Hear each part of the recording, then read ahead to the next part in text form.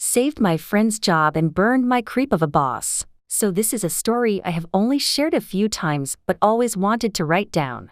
When I was in college some 10 plus years ago, I worked for my university as a resident advisor in a dorm. It was a student job that afforded me a place to live in exchange for managing a floor in one of the student housing buildings on campus. The job itself was fairly basic and consisted of helping students with housing issues, maintaining an office hour MF, having a duty weekend once a month, and enforcing university policy. While I initially took the position for the housing, the dorm community aspect ended up being fairly enjoyable. Most of the policies of the university housing were common sense: no loud music after 9 p.m. or running in the building. Act. If someone was found breaking the rules, you would tell them to stop and document it in case the issue became a habitual. There were some rule infractions that also came with fines, such as smoking inside or damaging physical property. One of the policies that had a fine attached was getting locked out of your dorm. If you needed to be let back into your dorm, the university would fine you $25, and if you actually lost your key, then you would be charged $500 to re-core the door lock.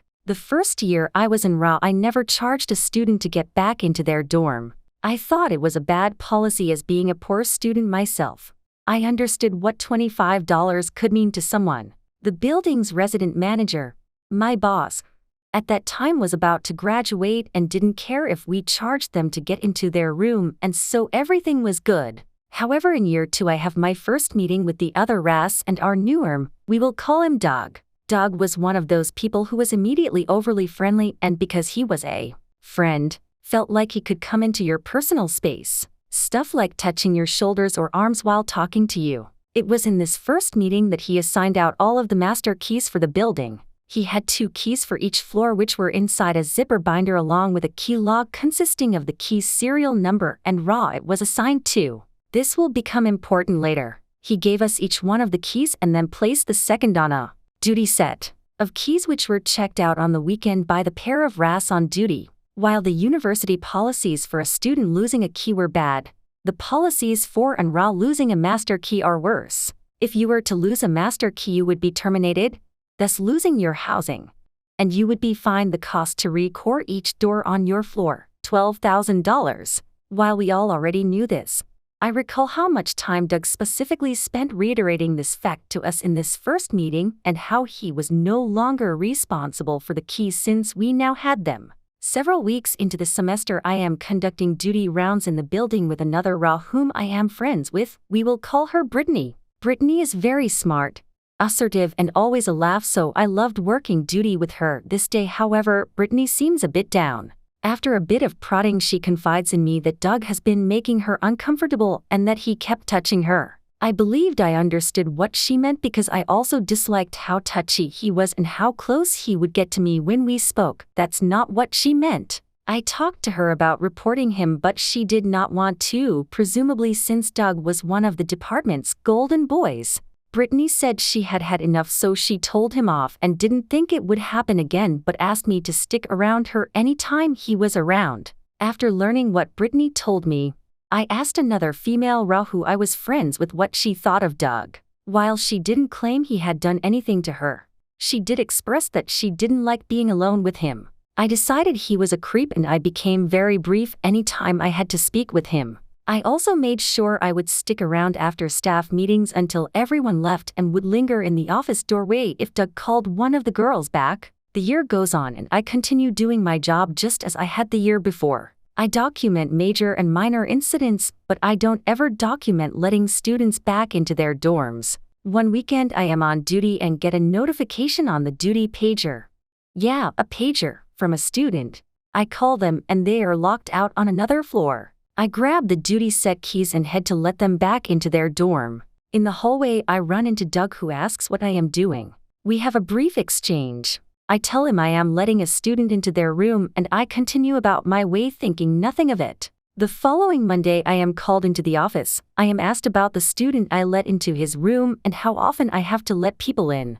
I am honest and tell him that I never charge the students and I do it several times a month. Apparently because the students are informed of the policy and their responsibilities when they accept the keys, He considers my failure to charge them to be theft from the university. He had apparently reviewed all of the reports submitted under my user ID and seen that I had never charged anyone for being let back into their dorm and told me that he was referring me for disciplinary action. The disciplinary action did not go far, or at least no one higher up ever spoke to me about that situation. For me though, this drew a line that only served to reinforce my opinion of him. School continues much as it had. A few months before the end of the year, I am again doing duty rounds with Brittany, who is clearly upset. Apparently, a few nights prior she had a late night and a few drinks with friends. Early the next morning, a student had awoken her from her drunken stupor because they had locked themselves out of their dorm. Still half asleep, she grabbed her master key and let the student in. When she returned to her room, instead of putting the key up, she had instead set it on her counter, where it then fell into the trash. Awake the next day and not realizing what had happened, she took her trash to the dumpster and it was gone to the dump before she remembered what happened. Brittany couldn't afford to lose her job, housing, and being fined $12,000. She was at a complete loss as what to do. After considering the consequences of reporting what had happened and deciding that was a bad course of action, we brainstorm and decide that we need to find a way make a new key without anyone knowing. We didn't have long to act either, as each day ran the risk of a random key check by Doug. The university keys are made on a key blank that are not readily available at the local shops, presumably for this exact reason. So we scoured the internet looking for a copy and ended up finding one that looked like a match. However, the website's picture was just a silhouette of what the key's outline looked like, so we weren't 100% sure. It was our best option, so we ordered it. A plan was born. With our key blank en route, we decided that we would take the second master key on the duty set midweek, when it's not being used, and take it somewhere to make a copy. The next problem was, once we had a working copy of the key, we would still need to find a way to get the key's serial number back on the copy. Luckily, Brittany knew someone with hammer stamps we could use to imprint the numbers on the key, and I somehow remembered the binder that Doug had with the serial numbers. Because Doug's office was across the hall from his room, he could always hear if anyone was in there. Since Brittany had bad experiences with Doug, we didn't want him to find her in there alone, so it fell to me. I waited till night on one of my duty weekends and got into the office. I opened the door as quietly as I could and snuck in, leaving the door only slightly ajar so that no one in the hall could immediately see in. I was only halfway through looking for the binder when I heard his door open. Sure enough, Doug steps in and asks what I am doing. I know my heart was racing, but I had come up with what I thought was a believable lie. I told him I had to use the university computer in his office to file an incident report because my laptop wasn't working. The lie was good enough and he bought it, leaving me alone to continue my search. It only took a few minutes before I found the binder and got the key number assigned to Brittany.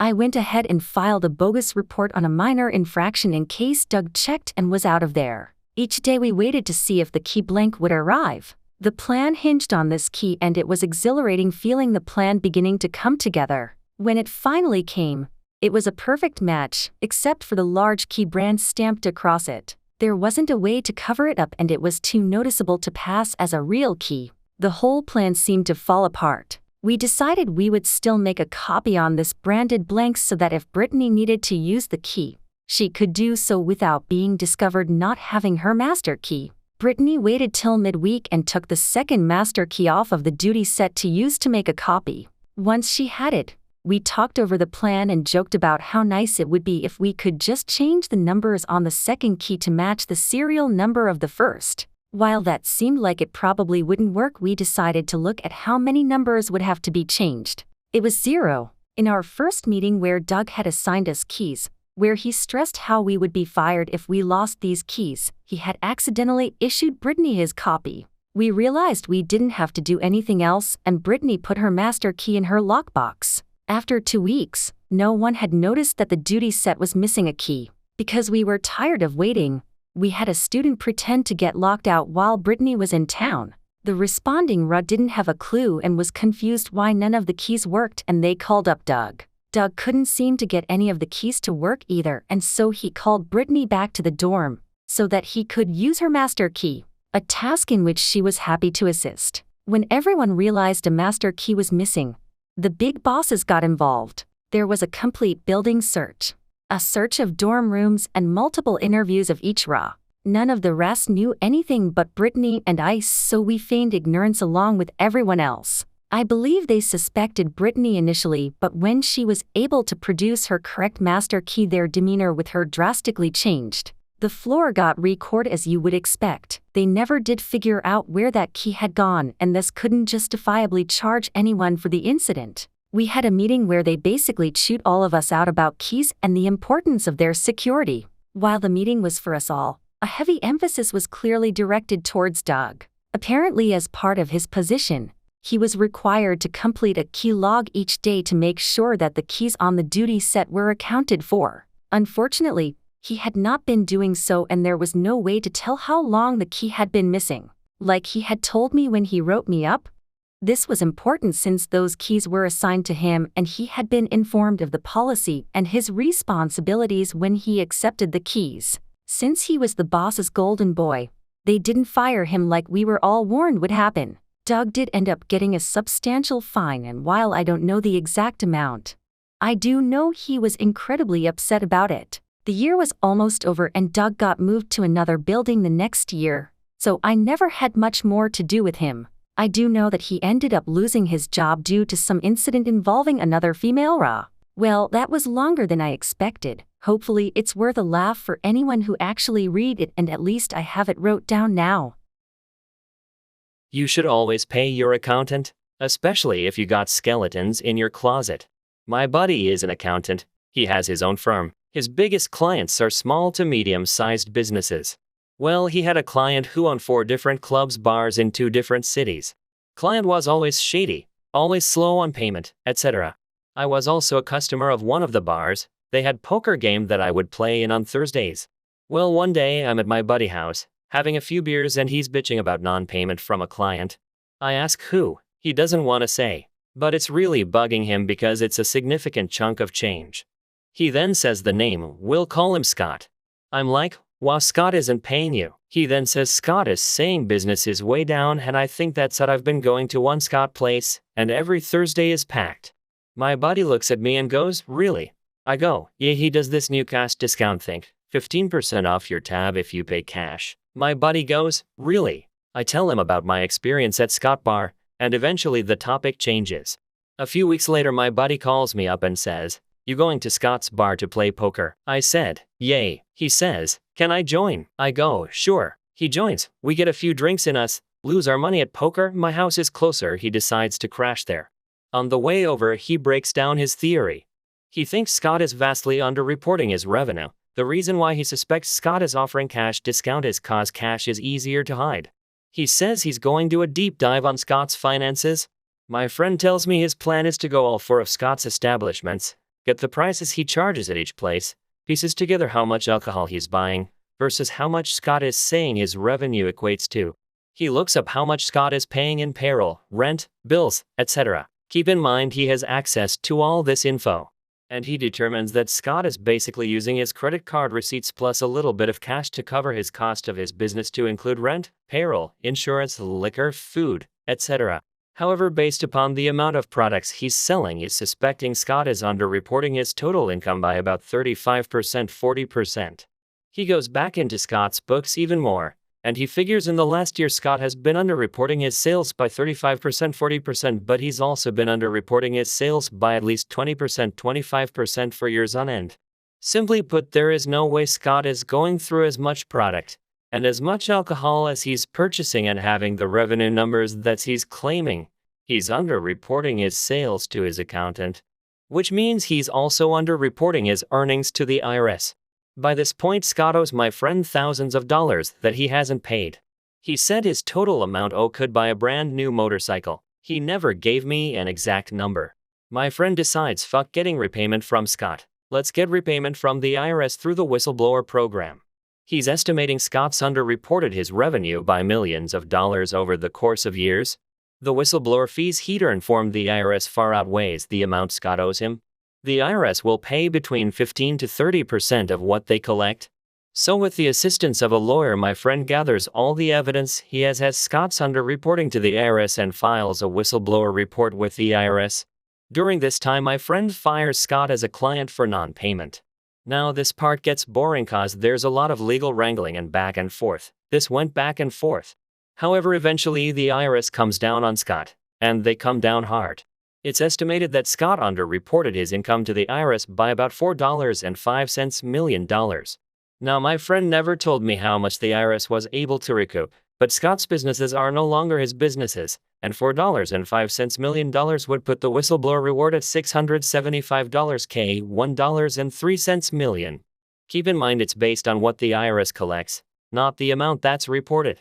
I've asked my friend how much he got in the end, and he simply says, "I no longer have a mortgage, and it would have been much cheaper for Scott to just pay me."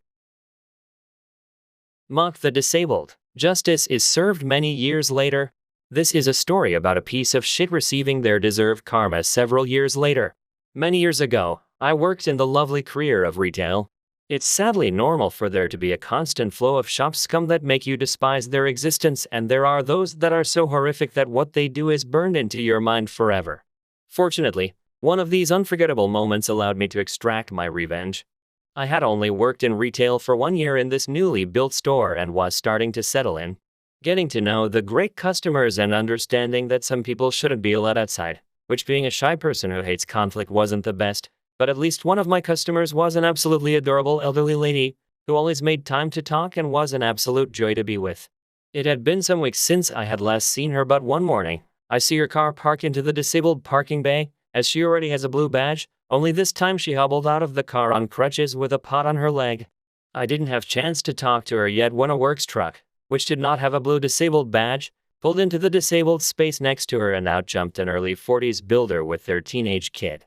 Well, this little old lady was having none of this and must have absolutely massive balls of steel and stood up to this ignorant builder and politely informed them that they shouldn't be parking there as it's for the disabled and he doesn't have a badge. What happened next? I can't forget. This builder decided the best course of action was to humiliate and insult this poor elderly lady in crutches, accuse her of faking her disability and claim the cast on her leg was a fake and that she probably milks the benefit system for as much money as possible, then walks off putting on an overdramatic fake limp laughing away with their teenage kid whilst the old lady stood there in shock. Sadly, being one who lacks courage, I did absolutely nothing about it and that would stick with me forever. I tried feebly to ask a manager later to do something about it, but they didn't care or want to get involved. For years, I worked in this store always seeing this scum builder come in and out. Fortunately, I never interacted with this scum builder, but I saw them often and every time I did, I would always remember what they had done vividly. I would still see them park in the disabled bays, and even got to the point where I would recognize them by the large blue Mercedes they drove. 7 years later, I was still working in this store, and this scum was still parking in disabled and looking like an absolute cunt. Yet this year I was blessed with good fortune and our store was outfitted with some absolute joyful equipment. Due to the high number of complaints, our store had set up a company to deal with the parking violations. But instead of having external parties coming in and ticketing cars, the staff of the store were given the ticketing machine and it was our duty to go to the car park and record any cars that violated the parking rules. This was all done digitally and there would be no paper tickets upon the cars. This was brilliant. As soon as I found out, I knew what I was going to do. It didn't take long for me to learn how to use the machine, and it certainly didn't take long for the opportunity to get revenge, and so it began. There were 3 rules for parking, and if you break these rules, there is a lovely £80 fine in return each time it happened. The first rule: no parking in disabled without a badge. And I know well that the scum builder is certainly violating this rule, and it wasn't long until I saw him next, and as soon as he entered the store, I quickly scurried out with the ticketing machine, and lo and behold, there was the oversized blue Mercedes in the closest disabled bay, with no badge. I smashed them car details in with some well-shot photos and sent the report off so that they would receive a lovely letter of their fine they would ask to pay. That's not enough though, but fortunately it takes weeks for them to finally receive the ticket, which grants me the opportunity to constantly ticket their parking violations. Because as you would expect, the scum would always park in disabled, and as I worked at the front of the store, I would always know when they had parked. After ticketing their car dozens of times, the scum unfortunately learnt their lesson, as their oversized blue Mercedes no longer appeared in disabled parking bays, But as you expect, the scum would still be scum and they would find their new parking space inside child parking. Rule 2. Don't park inside child parking without a child. Had this scum gotten enough, I thought? Of course. Not, they haven't learnt their lesson and continue to be a complete wonker and park in the child parking which we didn't have many spaces for.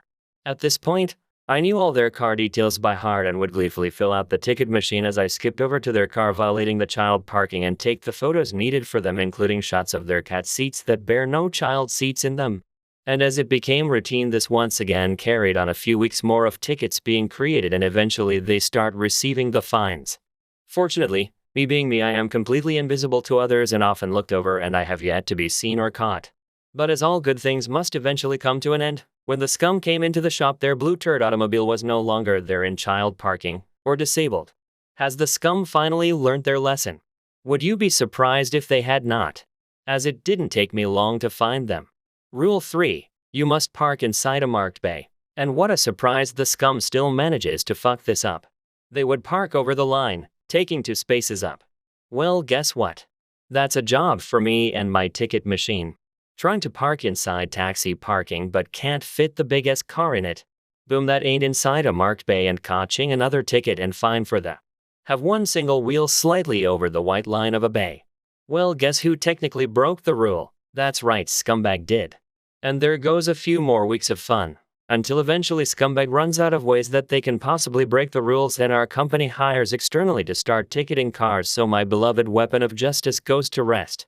Now I know what people are probably going to say, that all these fines are not enforceable because of blah blah blah, but I honestly don't care for a few reasons. Firstly, I'm being paid to do this, so either way my time or money isn't wasted.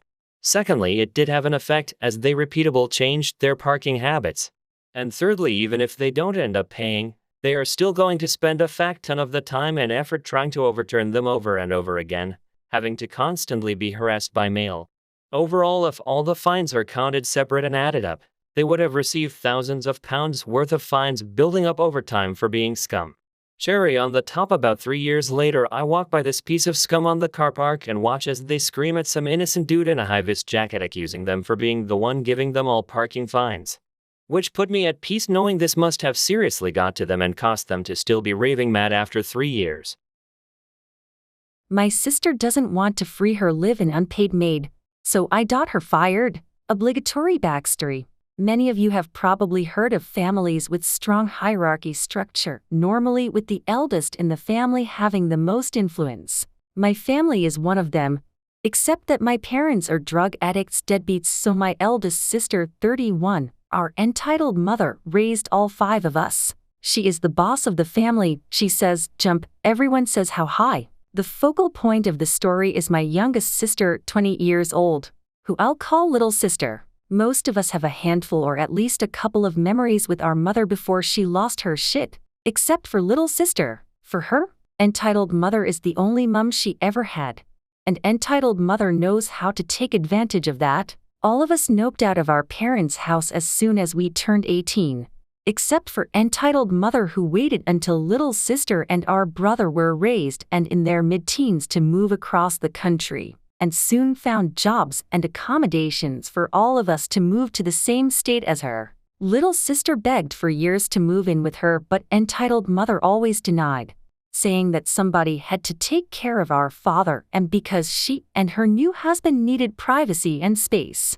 That was until entitled mother got pregnant. She got little sister to move in with her, and she has been there for the past 2.5 years, helping out. Now to the story. Entitled father's family wanted to visit for a couple of weeks, so little sister had to stay with me for that time so that they could use her room. It's worth noting that entitled mother didn't ask or let me know about it. She just dropped little sister off. One day she saw me studying for my master's degree and said something about how she always wanted to go to college, and this is how it went. Me, so why don't you? Little sister, oh, I talked to entitled mother about it, but she said not everyone is the college type and that I wouldn't have time to work, study, and take care of niece at the same time. And it's expensive. Me, most people work and study and at the same time. And she can put niece in a daycare. I'm sure it wouldn't be that much more expensive than what she's already paying you. Little sister, She doesn't pay me, she already gives me food and shelter, and if I need money I just take a shift at work. And this is how I learned my sister was not only babysitting, but also cleaning the whole house for free every day. She was even only working 8 hours a week at her normal job because she was too busy taking care of our niece. Long story short, it took me weeks to convince her to apply to community college. And then more weeks on the actual process, but she finally got confirmation she would start in September. All of that behind entitled mother's back. She was planning on telling everyone the next time we all got together, which would be Independence Day. But before that could happen, entitled mother got everyone together at her house to announce that she was pregnant. Little sister starts crying because now she wouldn't be allowed to go to college. Entitled mother gets deeply hurt and offended that she planned this behind her back. I butt in, our other siblings butt in, it's just generally a mess. How could you do this to me? Who's going to take care of the babies? I can't believe you'd be so selfish. If you like Op so much, go stay with her. These were all some of the things she said. She kicked me and little sister out, who stayed with me until they made peace. Both of our siblings reached out, one to say that I should have minded my own business, and other to tell me she was on my side but wouldn't say anything. After that, little sister moved back with her and didn't go to college. But they agreed she would get paid $6 an hour and be allowed to take more shifts at her job until the baby is born, and then go to real college after the child turns 1 year old. I know it's messed up, but all of them, especially little sister, worship entitled mother like a god. I waited a year to act on my revenge, making sure my sister had saved enough money to live on her own.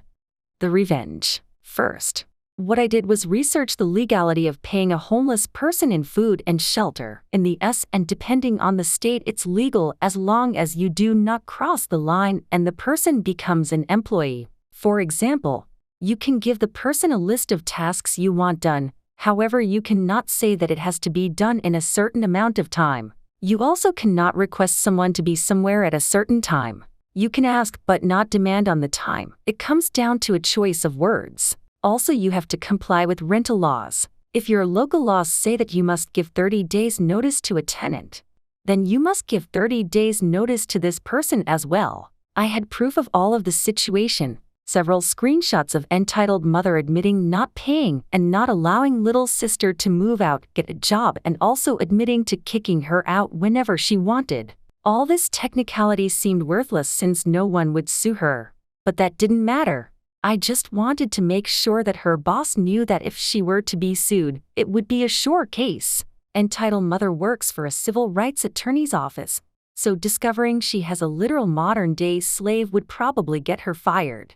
I could have just created a burner email and sent it all to her boss, but then they would explain to her why she's getting fired, and that would get me and little sister in trouble. So what did I do? Entitled mother was always complaining about one of the bosses on her job that hated her and had tried to get her fired for ages. I went to the company site, found the woman.